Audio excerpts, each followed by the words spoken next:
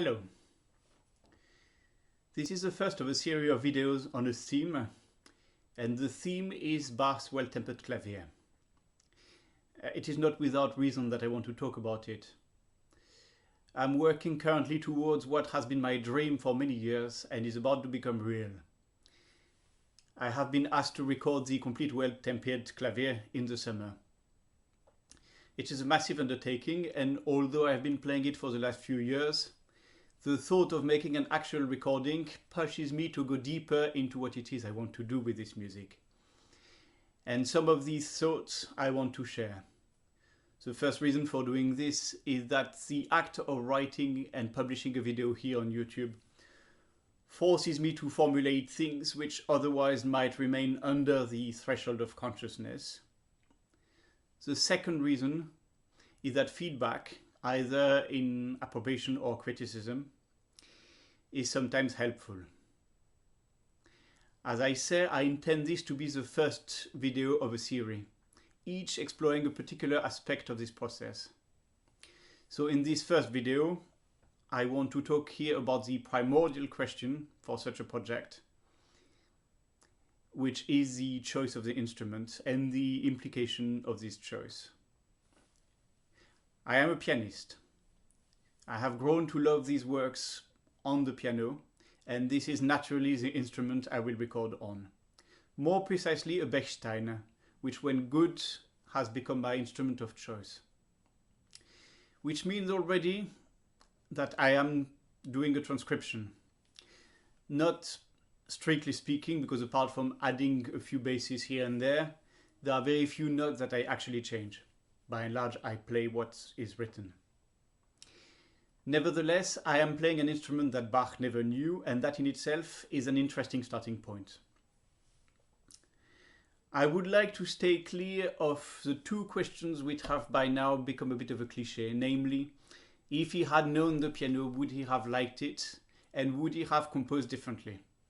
Since by definition we cannot know the answer to either, asking the question is pointless in the first place.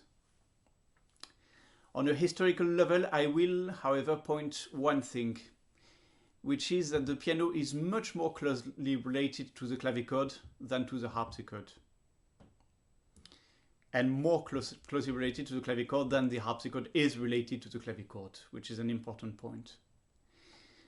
Since Bach seemed to have been happy for his keyboard music to be played on either instrument, it already means that he was quite himself flexible about the kind of sound world he envisaged. We also know that his personal predilection went to the clavichord, a more subtle instrument on which he could draw out expressive effects that were forbidden on the harpsichord. So in that sense, it seems to me that the choice of the piano does at least not run entirely contrary to the intentions of the composer. I would in any case point out that there is not a single instrument which can do the full justice to the 48.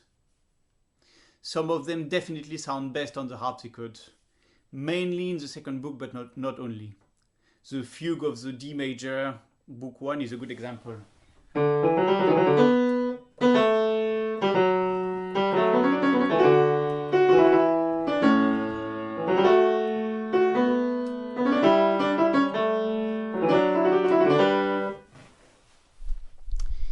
This would have on the harpsichord a crispness and a brilliance that the piano simply cannot emulate. Or similarly, the grand opening of Book 2, the Prelude in C major.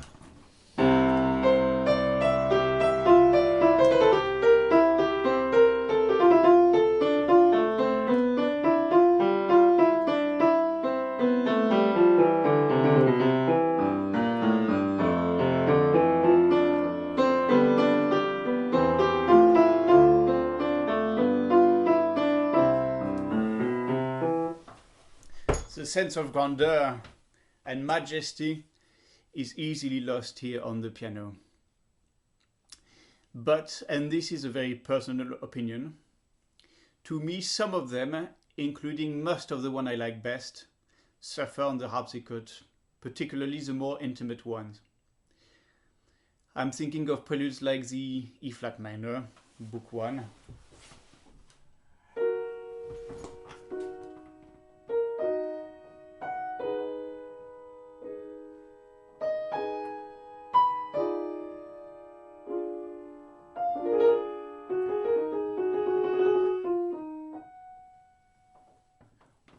even the B minor still in the first book.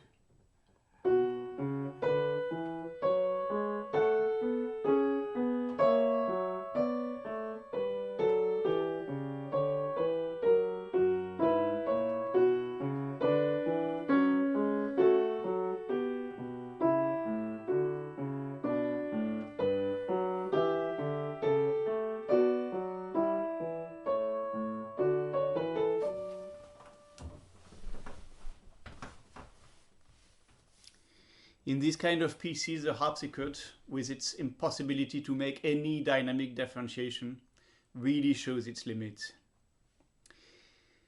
On the other hand, for some other pieces, one could well imagine an organ. When one has a long held note or pedal in the bass to last for 8 bars, one feels Bach maybe had in mind this kind of thing himself. For example, the end of the F minor book 1.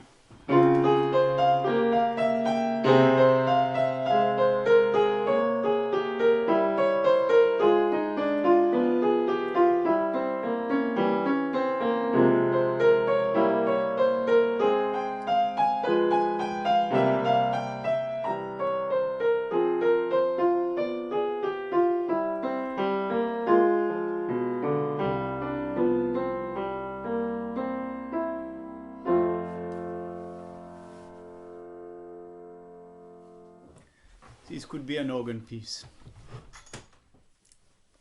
So no single instrument can do full justice to this piece.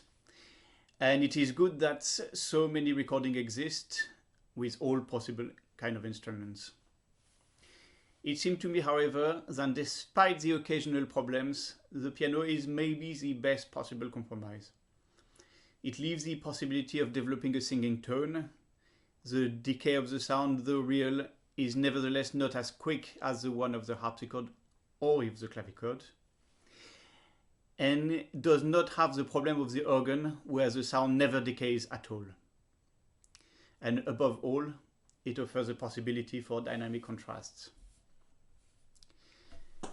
What has become clear to me over the years is that one of the worst things to do when playing Bach on the piano is to apologize for playing it. If I am to play the piano but avoid the pedals and refrain myself from using dynamics altogether because it is out of style or because Bach never knew the pedal, I'm shooting myself in the leg twice. The first time because I'm not using the full potential of my instruments, thus impoverishing my means of expression. A second time because if I am trying to transform my piano into a kind of mock harpsichord, I fail on every count. At playing the game of the harpsichords, the piano cannot compete. Ornaments cannot be as fast, unless you are Grigory Sokolov, nor as crisp, and the tone simply doesn't have the same brilliance. So I would be much less than a piano while remaining so much less than a harpsichord at the same time. It does not seem a smart move. The case of Andras Schiff, who for years refused to use the right-hand pedal in his playing of Bach, always seemed to me rather misguided and counterproductive. And I'm glad he finally relaxed on this point. This is because the pedal on the piano is not an add-on, something one might or might not use. It is an integral part of the instrument because the kind of sound it produces needs it. The harpsichord, by its very nature, couldn't have this effect, even if it had been technically feasible. The nature of the sound and the absence of dynamic would make it completely unbearable, where in the case of the clavichord, the lack of it is already felt, although it is compensated to a certain extent by the Bebung, which the piano lacks, of course, the finger vibrato. The piano without pedal is only a shadow of itself, and we don't use it to compensate for poor finger work. We use it because it is necessary to make the instrument give its full potential. If I was to play Bach on the piano, limiting myself to what the harpsichord or even the clavichord can do, then what would be the point of using a piano in the first place?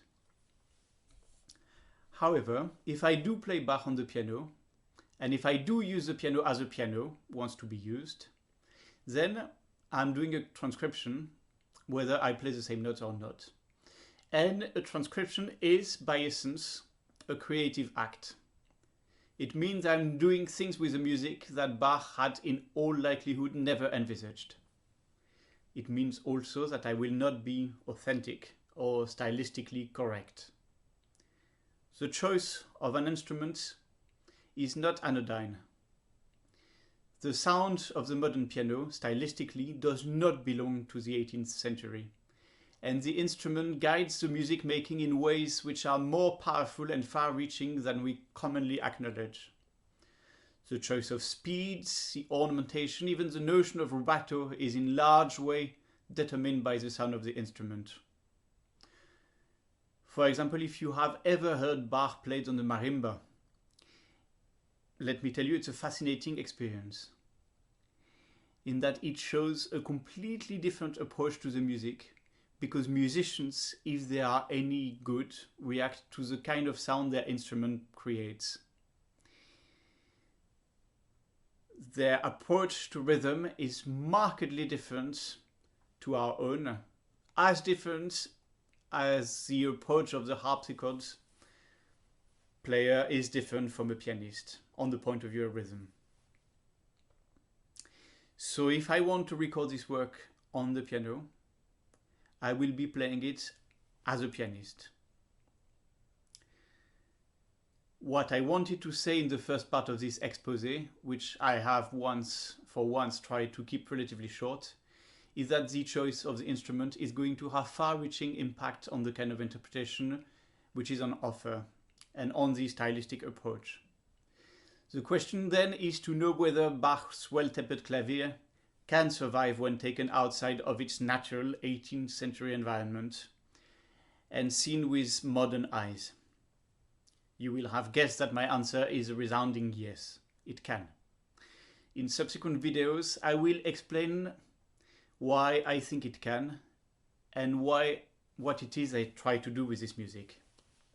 I will talk about the different aspects of the interpretation that can be isolated, namely tempo, pedaling, dynamic, polyphonic playing, ornamentation, and so on.